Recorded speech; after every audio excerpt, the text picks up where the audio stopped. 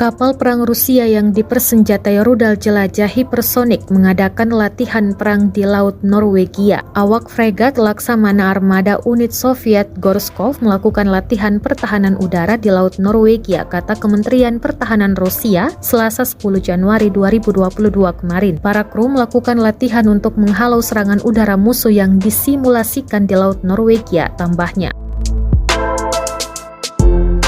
Pekan lalu, Presiden Vladimir Putin juga mengirim fregat ke Samudra Atlantik yang dipersenjatai dengan rudal jelajah hipersonik generasi baru. Sebuah sinyal ke barat bahwa Rusia tidak akan mundur dari perang Ukraina. Fregat itu dipersenjatai dengan rudal Zircon yang menurut Rusia terbang dengan kecepatan 9 kali kecepatan suara dan memiliki jangkauan lebih dari 1000 km. Rusia melihat senjata itu sebagai cara menembus pertahanan rudal Amerika Serikat yang semakin canggih, yang telah diperingatkan Putin suatu hari nanti dapat menembak jatuh rudal nuklir Rusia.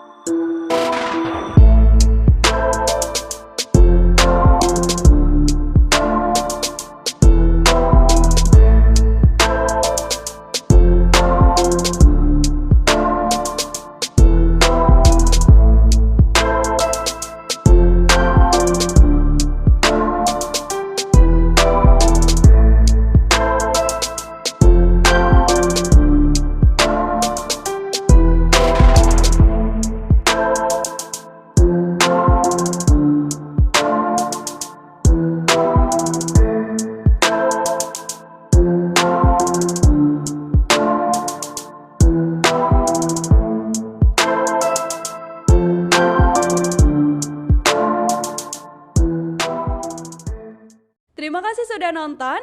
Jangan lupa like, subscribe, dan share ya.